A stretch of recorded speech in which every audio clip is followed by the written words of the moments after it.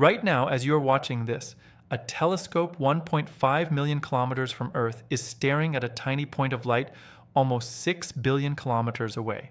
And that point of light is doing something it should not be able to do. It is cooling itself with its own sky. A world we wrote off as a dead ball of ice is running a climate system that exists nowhere else in the solar system. At the same time, a slow snow of organic particles, the raw chemical ingredients associated with life, has been falling onto its surface for roughly 4 billion years. And as if that were not strange enough, this world is leaking its own atmosphere into space, and its largest moon is catching part of it, wearing the stolen air as a dark red stain on its poles. The world is Pluto. The telescope is James Webb, and the measurement Webb just made confirmed a prediction so strange that when a scientist first proposed it, some of his own colleagues thought he had lost the plot. Today we break down exactly what Webb saw, why astronomers are calling it unique in the solar system, and what it could mean for the biggest question of all, because the trail from Pluto leads somewhere you would never expect. It leads back to early Earth. No guessing, no dramatizing, just the facts, the science, and the real stakes. Before we get into it, drop a comment right now. Did you grow up learning that Pluto was the 9th planet, or did you grow up after it was demoted? Tell me which one, and tell me where in the world you are watching from, because this little world has fans on every continent, and I read those comments every single day. If you want to be the first to know every time a telescope finds something out there that breaks the rules, subscribe to the channel. It is completely free. And if you enjoy this one, leave a like. Let us try to reach 7,000 likes on this video so the algorithm shows it to more people who love this stuff. Thank you. Now, let us get into it. To understand why this discovery matters, you first need to understand why nobody could make this measurement before. Pluto has a moon called Charon, and Charon is enormous compared to its parent world. It is about half of Pluto's diameter, and it orbits so close that from most telescopes, the two objects blur together into a single smudge of light. That was the wall astronomers kept hitting for decades. A European infrared observatory looked at the system in 1997. The Spitzer Space Telescope looked in 2004. The Herschel Observatory looked in 2012. All three detected heat, a faint mid-infrared glow coming from that smudge, but none of them could answer the only question that mattered. Was the glow coming from Pluto, from Charon, or from both? Without that answer, the data was almost useless. It is like hearing two people talk through a wall and trying to figure out which one is whispering. Then James Webb came along. Webb sits at a gravitational balance point 1.5 million kilometers from Earth, and its instruments are sensitive enough and sharp enough to finally pull those two voices apart. Using an instrument called MIRI, which sees in the mid-infrared, astronomers led by Tanguy Bertrand at the Paris Observatory did something that had never been done. They measured Pluto's heat signature and Charon's heat signature separately, as two distinct worlds. And the moment they did, one of the strangest predictions in modern planetary science went from a controversial idea to a confirmed fact. But to appreciate what they found, we have to go back about a decade to a scientist with a problem nobody could solve and an idea that sounded, frankly, a little crazy. In 2015, the New Horizons spacecraft flew past Pluto at a distance of roughly 12,500 kilometers. It was the first time any machine built by humans had visited this world up close, and it destroyed almost every assumption we had. Pluto was supposed to be a frozen, cratered, dead relic. Instead, New Horizons found smooth plains of nitrogen ice, mountains made of frozen water standing kilometers tall, and that famous bright heart-shaped region called Sputnik Planitia. But the most surprising image came after the flyby, when the spacecraft looked back at Pluto with the sun behind it. The entire world was wrapped in a glowing blue veil, a haze. Not a thin film either, layer upon layer of it, stacked more than 300 kilometers above the surface. For comparison, most of the air you are breathing right now sits within about 10 kilometers of the ground. Pluto's haze reaches dozens of times higher than that on a world whose gravity is barely a 16th of Earth's. So where does a haze like that come from? The recipe is actually simple. Pluto's thin atmosphere is mostly nitrogen with a little methane mixed in. Sunlight, even the weak sunlight that reaches the edge of the solar system, carries enough ultraviolet energy to break those molecules apart. The fragments recombine into bigger, heavier, more complex organic molecules. Those molecules clump into microscopic particles, and those particles hang in the sky as haze before slowly drifting down toward the ground. Chemists call this family of compounds tholins, and they are the reason parts of Pluto look reddish-brown instead of white. Keep that detail in mind because it comes back later in a way that involves an entirely different world. Now here is where the crazy idea enters the story. Around 2017, a planetary scientist named Zhang at the University of California in Santa Cruz was wrestling with a puzzle in Pluto's temperature data. The upper atmosphere was colder than every standard model said it should be. Something up there was actively removing heat, and nothing in the usual physics of thin nitrogen atmospheres could explain it. Zhang proposed that the haze itself was doing it, not the gas, the dust. His idea was that those countless microscopic particles absorb sunlight, warm up, and then radiate that energy away as infrared light, dumping heat straight into space. In other words, Pluto's sky is not just decoration, it is a refrigerator. The haze runs the climate. Let me explain why that idea was so radical. On every other world with a thick enough atmosphere, Earth, Mars, Venus, Jupiter, the gas controls the temperature. Molecules absorb energy, molecules release energy, and the balance between them sets the climate. Solid particles floating in the air can nudge things, the way volcanic ash can cool Earth for a year or two after a big eruption, but they never run the show. Zhang was claiming that on Pluto, the particles are the show. He later admitted that plenty of his colleagues were skeptical, and honestly, you can see why. But he did something important. He made a testable prediction. If the haze really is cooling Pluto by radiating heat into space, then Pluto should glow unusually brightly in the mid-infrared, brighter than a bare ball of ice has any right to glow. Nobody could check it at the time because of that Charon problem we talked about. The prediction just sat there, waiting for a telescope powerful enough to settle it. That telescope launched on Christmas Day of 2021, and when Webb finally separated Pluto from Charon and measured Pluto's mid-infrared glow on its own, the signal was there, right where Zhang said it would be, at the strength his model predicted. Zhang said it is rare in planetary science to see a hypothesis confirm this quickly within just a few years, and that his team felt lucky and excited. That is a scientist being modest. What actually happened is that Webb confirmed the existence of a type of climate we have never seen anywhere else. Bertrand, who led the new observations, put it plainly. This is unique in the solar system. Think about that for a second. We have studied 8 planets, hundreds of moons, and thousands of smaller bodies, and the one world running its weather through floating dust is the small, distant one we spent decades dismissing as boring. So how does a sky made of dust actually run a climate? Picture the haze as a working machine with 2 jobs. Job 1 is cooling. The particles soak up sunlight during the day, then radiate that heat away as infrared light. Because Pluto's atmosphere is so thin that radiated heat escapes directly to space instead of getting trapped. The result shows up clearly in the temperature data.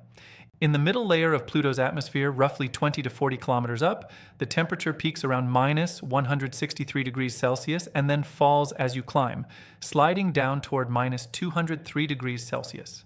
The haze keeps the whole system tens of degrees colder than gas physics alone can explain. Every time Pluto rotates, the cycle repeats. Absorb, radiate, cool. One researcher described it as an invisible pump that keeps the temperature stable but frigid. A pump made of smog, running non-stop at the edge of the solar system, on a world with no oceans, no volcanoes, and almost no sunlight to work with. But the haze has a second job, and this is where the story turns from strange to genuinely wild, because the same particles that cool the middle atmosphere also heat the very top of it. Way up high, the haze absorbs extreme ultraviolet radiation from the sun, and that energy gives the surrounding gas molecules a kick. Now remember how weak Pluto's gravity is. The atmosphere is not held down tightly. It puffs outward for several Pluto radii, a vast, loosely bound envelope where a gentle nudge is all it takes to send a molecule drifting off into space forever. And that is exactly what happens. Measurements trace back to a startling number. Pluto loses methane at a rate of roughly 1.4 kilograms every second. Every second of every day, a steady stream of Pluto's sky just leaves. So where does it go? Most of it scatters into the void, but about 2.5% of it gets caught by Charon. The big moon sits close enough that it sweeps up part of the escaping gas as the 2 worlds circle each other. That captured methane freezes onto Charon's cold poles, and over millions of years, radiation cooks it into the same reddish organic gunk we see on Pluto. That is why Charon has dark red polar caps. They are made of Pluto's stolen atmosphere. One world is slowly painting its own moon. As far as we know, nothing else in the solar system does this. Not Earth and the Moon, not Saturn and Titan, nowhere. And until these Webb observations, the engine behind the whole transfer was a mystery. Now we know the engine is the haze. And there is still one more layer to this, because the haze particles themselves do not stay in the sky forever. They grow, they get heavy, and they fall. A slow, thin, continuous snowfall of complex organic molecules drifting down onto Pluto's ice. This has been going on for something like 4 billion years. 4 billion years of chemistry settling onto the surface, darkening it, staining it red and brown.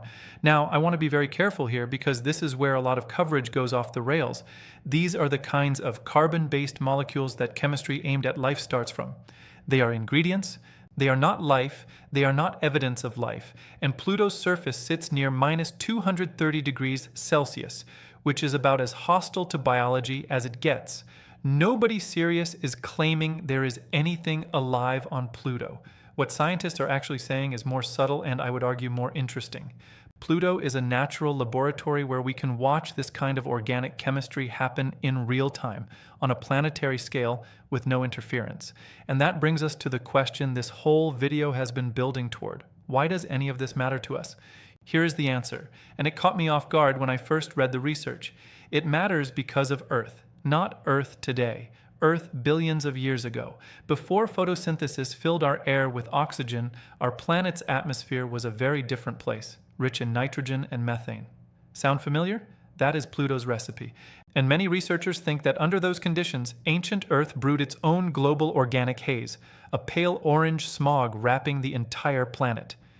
If that is true, then a haze may have been actively shaping Earth's climate during the exact era when life was first getting started, possibly shielding the surface from harsh ultraviolet radiation, possibly helping stabilize temperatures.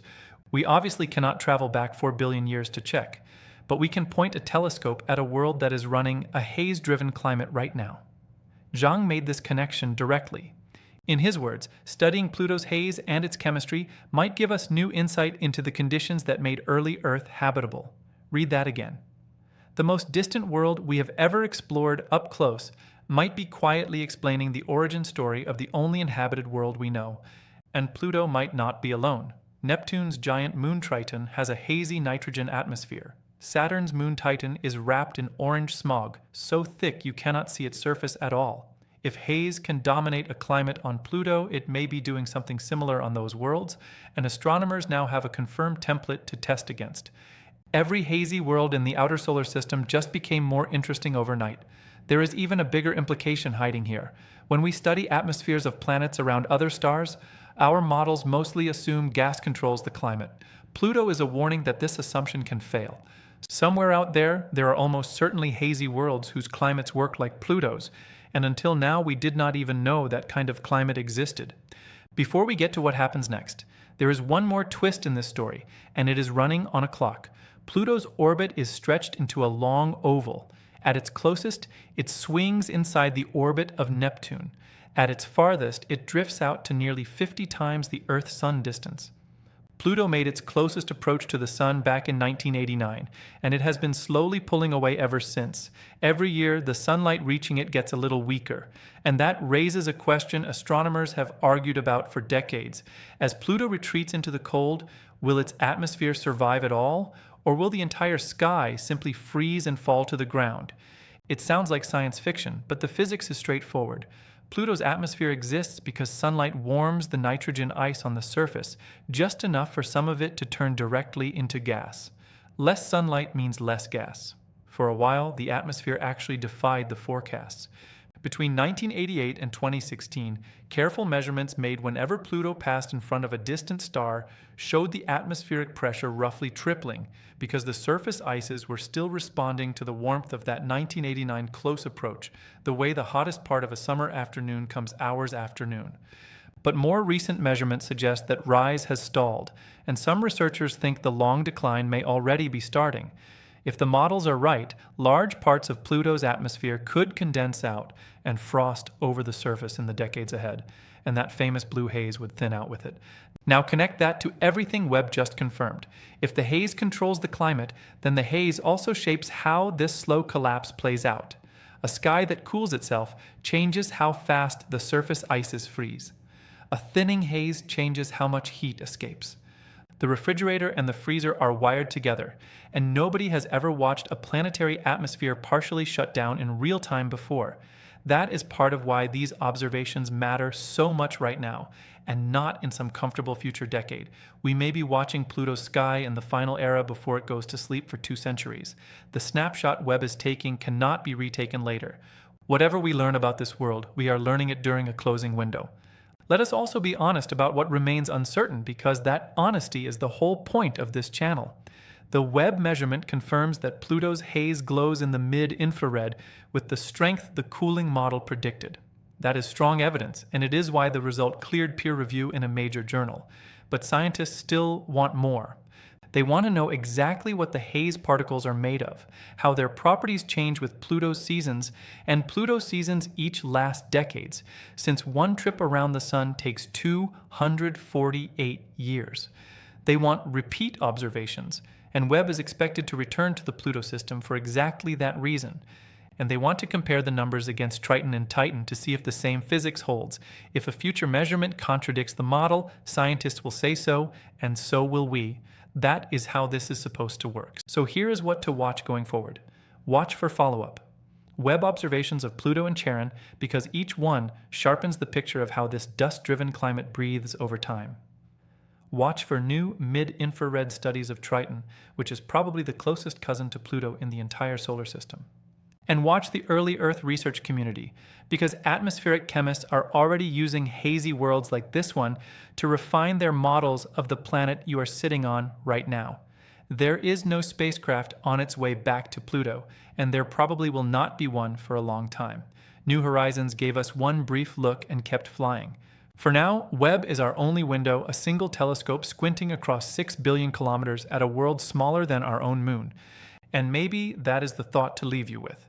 For 76 years after its discovery, Pluto was a dot, then it was a planet, then it was demoted, and plenty of people quietly filed it away as a frozen leftover not worth the fuel to revisit. Every single time we have actually looked closer, that assumption has collapsed. It has mountains of water ice. It has glaciers that flow. It has a blue layered sky that runs its own refrigeration system, feeds its moon, and salts its surface with the raw chemistry of biology. The universe keeps teaching us the same lesson, and we keep needing to relearn it. There is no such thing as a boring world. There are only worlds we have not looked at closely enough yet. If this video changed how you see Pluto, leave a comment and tell me what surprised you most: the self-cooling sky, the stolen atmosphere on Charon, or the early Earth connection. Push that like button so we can hit 7,000 likes, and subscribe if you have not already, because it is free and it genuinely helps. We are currently tracking the interstellar object leaving our solar system forever, and some very strange behavior on our own sun, so the next few videos are going to be big ones. Thank you for watching. See you in the next one.